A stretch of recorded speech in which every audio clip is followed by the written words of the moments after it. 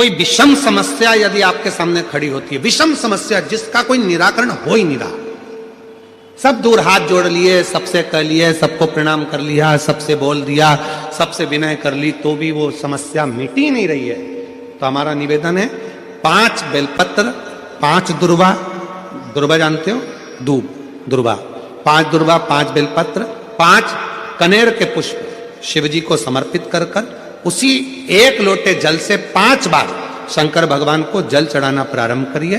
लगभग 1 हफ्ते यदि आपने शिव को जल चढ़ाना प्रारंभ कर दिया इसी क्रम से, तो निश्चित है वो समस्या का हल 1 हफ्ते के अंदर बाबा को निकालना ही पड़ेगा और आपका लक्ष्य निश्चित करना ही पड़ेगा। आप 5 या 7 दिन रेगुलर लगातार प्रैक्टिकल करना चालू करो, भले आज से चालू कर दो। अगर बहुत भारी तकलीफ है कि ये तकलीफ बहुत भारी है, मिटी नहीं रही, द्विजेश्वर महादेव का नाम लो, 1 लोटा जल लो, शंकर भगवान को, जैसे ये शिवलिंग, ये जलाधारी, ये जलाधारी का भाग, द्विजेश्वर महादेव का नाम लेकर जो जल चढ़ाया जाता है वो यहां से चालू होता है, जहां से पानी बहकर नीचे जाता है ना, तो यहां से जल चढ़ाना प्रारंभ होता है द्विजेश्वर महादेव का। द्विजेश्वर महादेव का जल यहां से चढ़ाते चढ़ाते चारों तरफ घुमाते हुए वापिस जलाधारी पर आता है, जहां से जल अपन बह रहा है उधर, फिर वापिस आता है और सामने जहां तुम खड़े हो, चाहे इधर खड़े हो चाहे इधर खड़े हो, वो जल वापिस आकर फिर इसी तरह से धार पड़ती पड़ती शंकर के शिवलिंग पर जाती है और द्विजेश्वर महादेव से प्रार्थना करी जाती है, तो कैसी भी दुख की घड़ी हो वो दुख की घड़ी टल ही जाती है। अगर सबसे पहला कोई अभिषेक करने का देवताओं में क्रम प्रकट हुआ तो वो शिव के अभिषेक से प्रकट हुआ। शंकर भगवान के अभिषेक में 5 चीजें मूल चाहिए। पहले नंबर पर दूध चाहिए, दूसरे नंबर पर दही चाहिए, तीसरे नंबर पर घृत चाहिए, घी, चौथे नंबर पर शहद चाहिए और 5वें नंबर पर शक्कर चाहिए, मिष्ठान चाहिए। अब ये 5 चीजें अपन चढ़ाते चढ़ाते चढ़ाते चढ़ाते पूरा जीवन हो गया।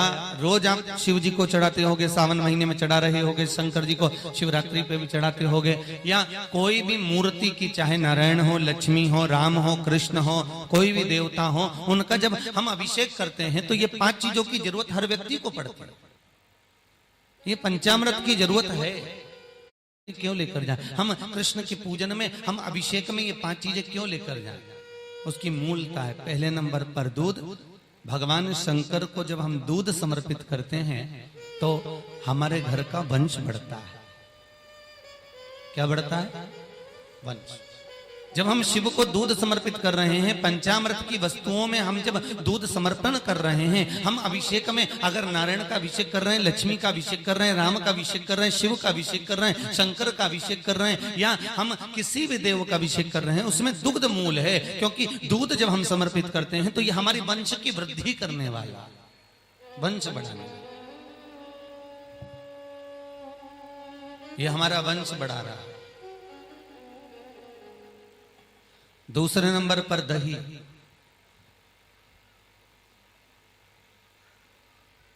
ये दही शिव जी के चरणों में, ध्यान दीजिए, दही बनाना आता है आप लोगों को? अगर ढेर सारा दूध है, बहुत सारा दूध है, तो उसमें थोड़ा सा जामन डालिए और दही बन जाता है। एक भगोना दूध को भी थोड़ा सा जामन जमा देता है।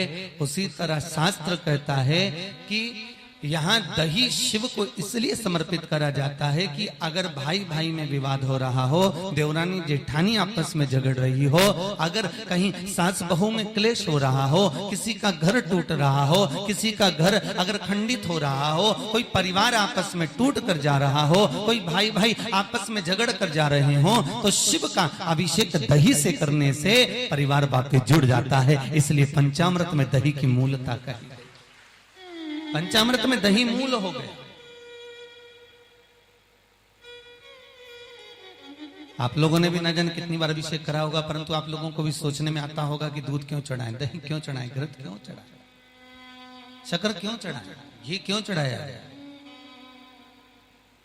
अभिषेक में दही चढ़ा देने से हमारा मन, हमारे परिवार टूटने से बढ़ जाता है, बच जाता है। तीसरे नंबर पर है घी, ये आरोग्यता प्रदान करता है। हमारे घर में अगर कोई बीमार है, बहुत ज्यादा रोगीला है, बहुत ज्यादा परेशान है, तो घृत का अभिषेक अर्थात अभिषेक में घृत का प्रयोग कर देने से रोग से मुक्ति होती है। रोग से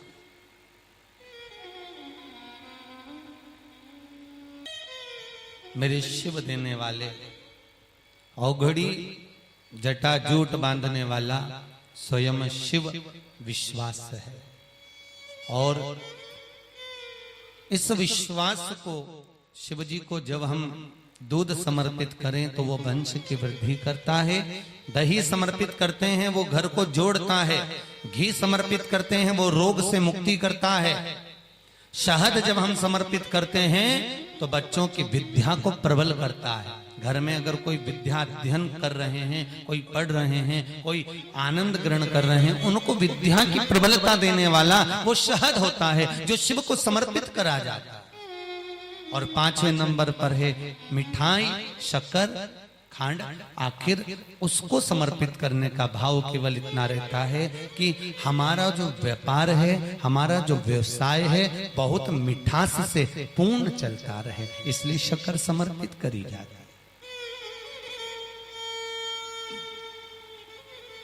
इसलिए शक्कर दी जाती है। पहला लोटे का जल इसने चढ़ा दिया, दूध इसने चढ़ा दिया, शहद इसने चढ़ा दिया, शक्कर इसने चढ़ा दिया।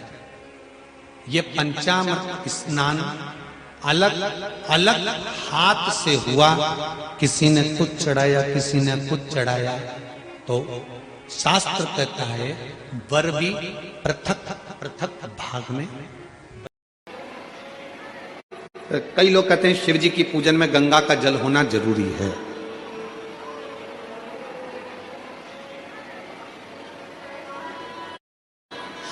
और मान लो तुम्हारे पास में गंगा जी का जल नहीं है तो क्या शंकर जी तुम्हारी पूजन को स्वीकार नहीं करेंगे? अरे बोलो तो जम के, करेंगे ना। क्यों? स्कंद पुराण में वर्णन आता है, स्कंद पुराण में वर्णन आता है कि एक बहुत साधारण सी घर में रहने वाली एक दृष्टांत बड़ा सुंदर है। और एक घर में रहने वाली एक रेणुका मां नाम की एक स्त्री थी। थोड़ा ध्यान से सुनना इस स्कंद पुराण के चरित्र। रेणुका, वो रेणुका मां के पास में कुछ भी नहीं था। उसकी एक बेटी थी सुकन्या करकर। रेणुका मां की एक बेटी थी सुकन्या, बड़ी सुंदर थी।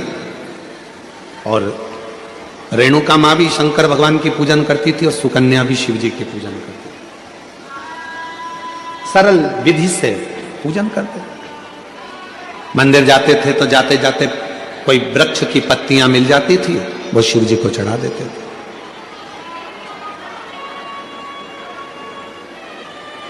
कोई फूल मिल जाता था, वो शिव जी को चढ़ा देते थे।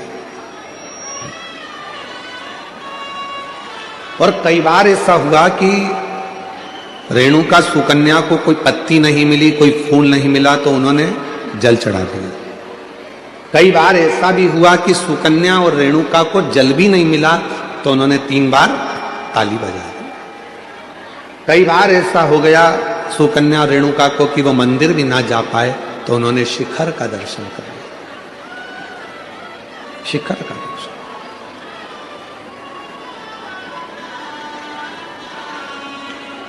एक दिन रेणुका और सुकन्या दोनों बैठी हुई थी,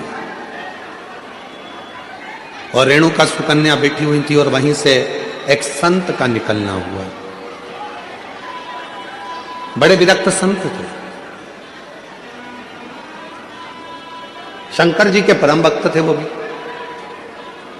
स्कंद पुराण का ये बहुत सुंदर दृष्टांत है, अपनी जिंदगी में उतारिएगा। रेणुका सुकन्या बैठी है और वहीं से संत का निकलना हो रहा। विरक्त थे, शिव के परम उपासक थे। उनके मुख से नित्य प्रति ओम नमः शिवाय, ओम नमः शिवाय, ओम नमः शिवाय, ओम नमः शिवाय जपा करते। आज संत भिक्षा मांगने के लिए रेणुका और सुकन्या के घर पर पहुंच गए। आवाज लगाई, माता भिक्षाम दे, माता भिक्षाम दे, भूख लगी है, थोड़ा अन्न का भाग दीजिए। रेणुका सुकन्या बाबा की आवाज सुनकर बाहर गई, दरवाजा खुला, आसन दिया, बिछाया, बिठाया, जल पिलाया, अंदर से भोजन ला कर दिया। पूजा की तैयारी कर रही थी शिव मंदिर जाने के लिए सुकन्या, और बाबा की दृष्टि पड़ गई उस पूजन की थाली पर। और जैसे ही संत की दृष्टि पूजन की थाली पर पड़ी तो संत ने बात बात में पूछ लिया, ये पूजन में सारा साहित्य रखा हुआ है पर गंगा का जल नहीं है, तो तुम्हारी पूजन शिव स्वीकार नहीं करेंगे। ये संत ने कह दिया रेणुका और सुकन्या से, आपकी पूजन में, आपकी पूजा की थाली में गंगा का जल नहीं है तो शिव इस पूजन को स्वीकार नहीं करेंगे। अब तो संत कहकर चले गए। सुकन्या की बुद्धि में वो बात बैठ गई और सुकन्या मां के चरणों में प्रणाम कर कर बोली कि मुझे गंगा का जल चाहिए, मुझे गंगा का जल चाहिए। बाबा कहकर गए हैं, संत कहकर गए हैं कि जब तक गंगा का जल पूजन की थाली में नहीं होगा तब तक शिव प्रसन्न नहीं होंगे, शिव इस पूजन को स्वीकार नहीं करेंगे। अगर भगवान शंकर को पूजन स्वीकार करना है, अगर भगवान शंकर को पूजन स्वीकार करना है तो गंगा का जल का होना जरूरी है। स्कंद पुराण कह रही है कि सुकन्या और रेणुका दोनों आंखों में जल भर ली। कहा एक काम करो सुकन्या, तुम गंगोत्री चली जाओ और गंगा जी के उद्गम से गंगा जी का जल लेकर आ जाओ। जाओ। सुकन्या हाथ जोड़कर बोली, मां मैं अकेली कन्या, मैं अकेली स्त्री गंगा का जल लेने के लिए कैसे जाऊंगी? शिव की पूजन सुकन्या ने भी बंद कर दी, रेणुका ने भी बंद कर दी। दोनों शंकर के मंदिर नहीं जा रही हैं क्योंकि संत कहकर गए हैं कि गंगा का जल होना जरूरी है। अब गंगा का जल ही नहीं है तो शंकर मंदिर जाके करूंगी क्या? अब गंगा का जल ही नहीं है तो शिव जी के शिवालय में जाकर करूंगी क्या? ना सुकन्या मंदिर जा रही है, ना रेणुका मंदिर जा रही है।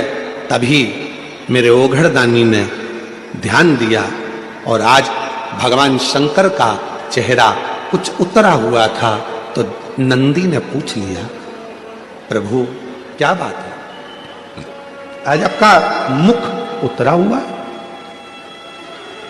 आज आपका चेहरा उतरा हुआ है, प्रभु क्या बात है? भगवान देवादिदेव महादेव ने कहा, नंदी एक रेणुका और एक सुकन्या एक गांव में निवास करती हैं, उनके पास में जो होता है वो मेरा श्रृंगार करती हैं, पूजन करती हैं। एक संत भिक्षा मांगने के लिए आए थे और वो उनको ज्ञान देकर चले गए, उनको बताकर चले गए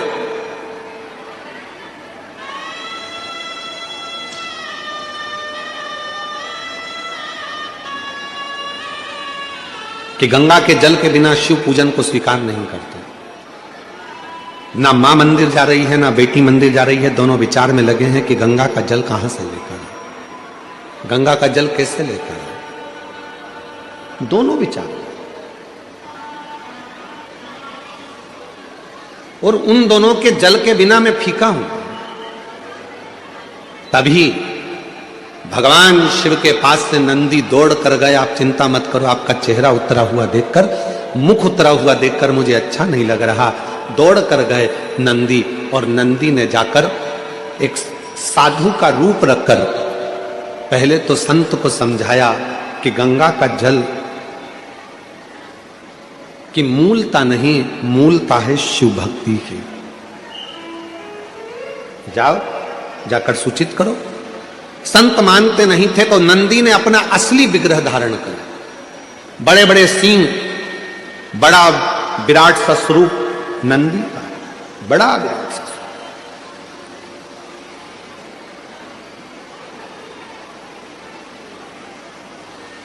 और इतना विराट स्वरूप नंदी का था, इतना विराट स्वरूप नंदी का था, नंदी जैसे ही सामने जाकर उस संत के खड़े हुए और अपनी पूंछ का एक बाल संत के ऊपर जो घुमाया, इतने में संत जमीन पर पड़ गए, हाथ जोड़कर बोले मुझसे क्या गलती हो गई। तो नंदी ने कहा गलती केवल एक हुई है कि वो पूजन करने वाली जिस भाव से पूजन करती थी, जैसी मंदिर जाती थी, जो जिस भाव से पूजता था, उसकी पूजन तुमने बंद करा दी केवल एक गंगा के जल के लिए। कि पूजन में गंगा का जल होना जरूरी है। जाओ। नंदी ने कहा संत ए साधु, जाकर वो रेणुका और सुकन्या से जाकर कहो कि जब शंकर भगवान के ऊपर एक लोटा जल चढ़ता है, जब शिव जी के ऊपर पानी की एक बूंद गिरती है, जब शंकर भगवान के ऊपर अगर कोई साधारण जल भी चढ़ता है तो वो शंकर के ऊपर चढ़ा, और जैसे उनकी शिवलिंग पर चढ़ा, जटा से लगा, तो वो अपने आप गंगा जल बन जाता है, अलग से गंगा जल की जरूरत नहीं पड़ती। एक रावण संहिता के अंतर्गत 4 तिलक का वर्णन आता है, थोड़ा सावधानी से सुनिएगा। 4 तिलक का वर्णन रावण संहिता के अंतर्गत आता है, और अथर्ववेद में भी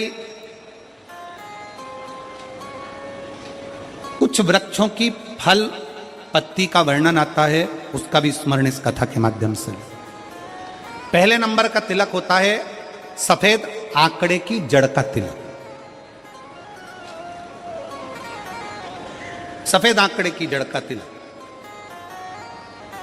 सफेद आंकड़े की जड़ देखिए, आप लोगों ने सफेद आंकड़े का पुष्प देखा है?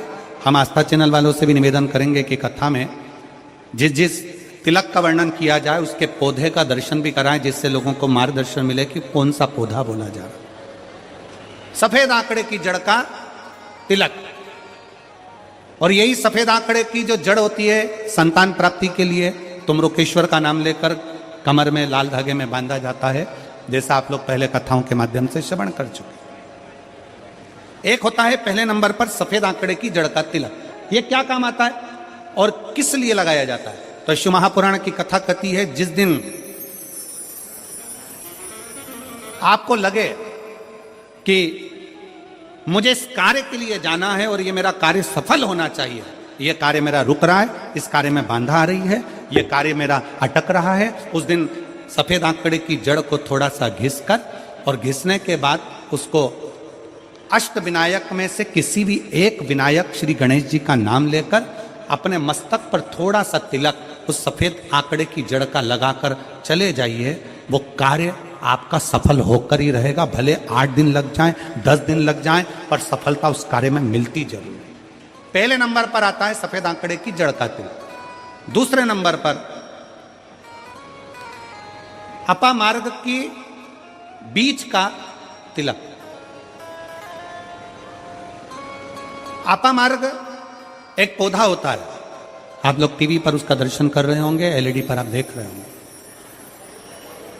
अपामार्ग की जड़ का अर्थात अपामार्ग का जो पौधा होता है उसका जो बीज होता है, जैसे आप ऊपर लगा हुआ देख रहे हैं, इसमें बीज लग रहा है, पौधे को आप लोग देख रहे होंगे टीवी पर, एलईडी पर, एलईडी भी चल रही है, एलईडी पर भी देख रहे होंगे कि ये अपामार्ग का जो पौधा होता है, ये आपको आपके घर के आसपास में कहीं पर भी मिल जाएगा, जंगल में मिल जाएगा, आपके घर के पास लगा हुआ मिल जाएगा, या हर कहीं लग जाता है। अपामार्ग का जो पौधा होता है, इसका जो बीज होता है, इसका जो फल होता है, फल में जो बीज होता है, इस बीज को सुखा लिया जाता है, सुखाकर इसको पीस लिया जाता है, और पीसकर इसको जहां पर भगवान शंकर का शिवलिंग है, शिवलिंग का जल बहकर जहां से नीचे गिरता है, उसको समझ लें, थोड़ा सा आप लोग ध्यान में आ जाएगा आप लोगों के।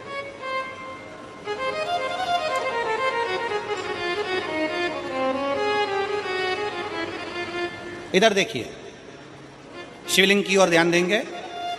यहां जो व्यासपीठ के सम्मुख में शिवलिंग बना है, ये शिवलिंग, और शिवलिंग के सामने से जो जल बहकर, जो जल नीचे की ओर आ रहा है, शिवलिंग के सामने से जल बहकर जो नीचे की ओर आता है, ये जो भाग होता है, इस भाग पर अपामार्ग का जो बीज होता है सूखा हुआ, जिसको आपने पीसा है, उसको यहाँ लगा दिया जाता है। उसी को वापिस लेकर आया जाता है और उस बीज का जो चंदन होता है, जिसको अपन पानी में मिलाकर सिर पर लगाते हैं, कोई व्यक्ति आपका अगर धन लेकर चले गया, कोई व्यक्ति आपकी संपदा लेकर चले गया, कोई कार्य आपका बहुत दिन से कोर्ट में अदालत में चल रहा है, लगभग 1 महीना इसका तिलक लगाना चालू कर दीजिए, दूसरे महीने में आपका धन आपके घर पर जरूर आएगा और आपका कार्य पूर्ण जरूर होगा। अपामार्ग का बीज का चंदन तिलक, अपामार्ग का तिलक हमें सुख प्रदान करता है। तीसरे नंबर पर होता है दुर्वा। क्या बोलते हैं इधर छत्तीसगढ़ में, दुबा बोलते हैं कि घास बोलते हैं? जो गणेश जी को चढ़ाते हैं दुर्वा, दुर्बी, ठीक है। टीवी पर आप लोग देख रहे हैं, दर्शन कर रहे होंगे। दुर्वा, दुर्बी, जिसको छत्तीसगढ़ में दुर्बी कहते हैं, दुर्वा कहते हैं, जो गणेश जी को चढ़ता है, दुर्वा। अब आप सबको स्मरण में तो होगा कि दुर्वा कहां से प्रकट हुई है। तो शिव महापुराण की कथा में विष्णु पुराण को अगर हम अध्ययन करें तो विष्णु पुराण का स्मरण करेंगे या कूर्म पुराण को पढ़ेंगे तो उसमें मिलेगा कि भगवान जब सुमेरु पर्वत को मंथन के लिए रखा गया था, तब वो पर्वत नीचे दबता जा रहा था, तब कच्छप भगवान अपनी पीठ पर उस पर्वत को धारण करे थे। कच्छप भगवान जब पीठ पर धारण करे तो समझ लो भगवान नारायण की जंघा पर ही वो पर्वत रखा हुआ था, जिसको घर्षण किया जा रहा था, घर्षण किया। वो पर्वत जैसा जैसा घसा रहा था, रोम गिर रहे थे, उसी रोम की दुर्वा का भाव हमारे शास्त्रों में आता, उसी से दुर्वा की उत्पत्ति मानी। दुर्वा गणेश जी को प्रिय है। और दुर्वा का फल कितना है? दुर्वा का फल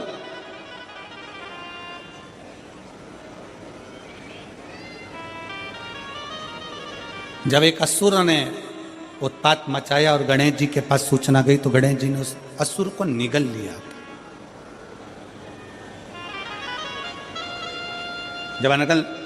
जब देखा, अनायास उस असुर की ओर देखा तो भगवान गणेश जी ने उसको निगल कर अपने गर्भ में, अपने पेट में उसको धारण कर, अंदर ज्वाला उत्पन्न हुई। भगवान शंकर ने एक दुर्वा गणेश जी को दी, उन्होंने पाई, अंदर बैठा हुआ असुर समाप्त हो गया।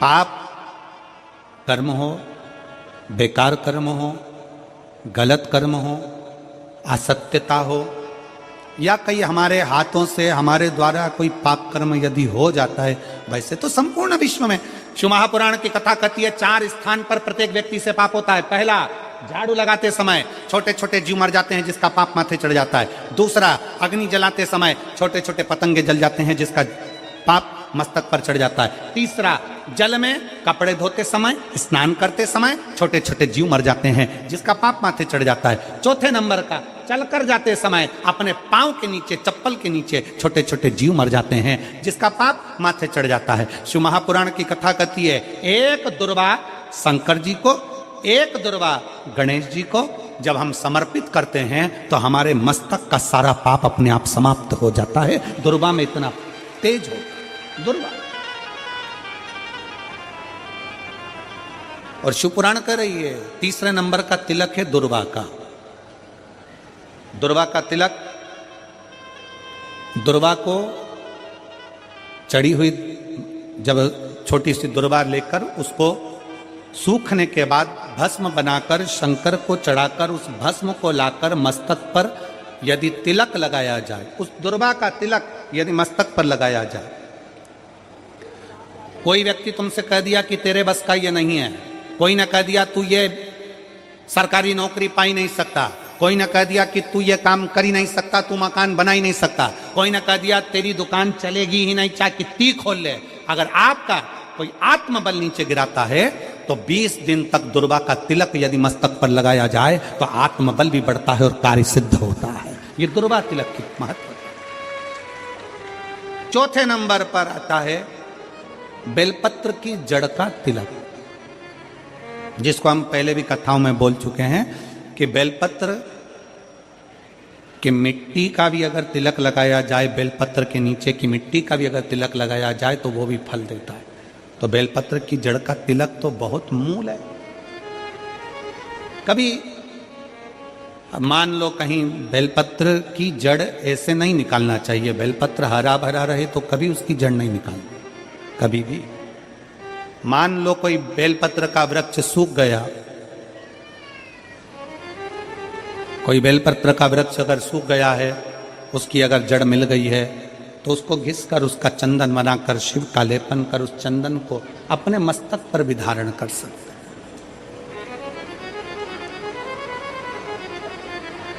क्या होगा उससे? तो कहा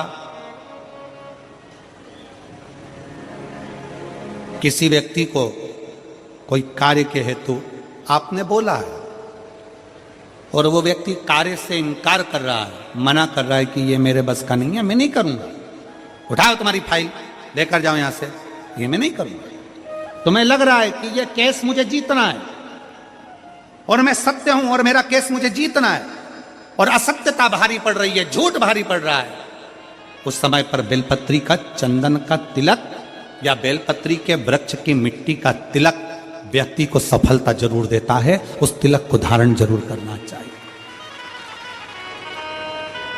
उस तिलक को जरूर धारण। बेलपत्र का तिलक, बेलपत्र की मिट्टी का तिलक, बेलपत्र के वृक्ष के नीचे बैठकर करा गया भजन, बेलपत्र के वृक्ष के नीचे बैठकर करी गई साधना, बेलपत्र के वृक्ष के नीचे बैठकर करी गई आराधना हमें फल प्रदान करती है। और मैं संपूर्ण देशवासियों को इसके लिए बहुत बहुत साधुवाद देता हूं, बहुत बहुत बधाई देता हूं कि जब वृक्षारोपण कराया जाता है विठले सेवा समिति द्वारा, सारे शिव भक्त अपने अपने क्षेत्र में बेलपत्री का पौधा लगाते हैं और बेलपत्री के वृक्ष को बड़ा करते हैं। उसके लिए आपको साधुता देती है। साधु अपने जीते जी अपने जीवन काल में प्रयास जरूर करो कि बेलपत्री का पौधा जरूर लगाया।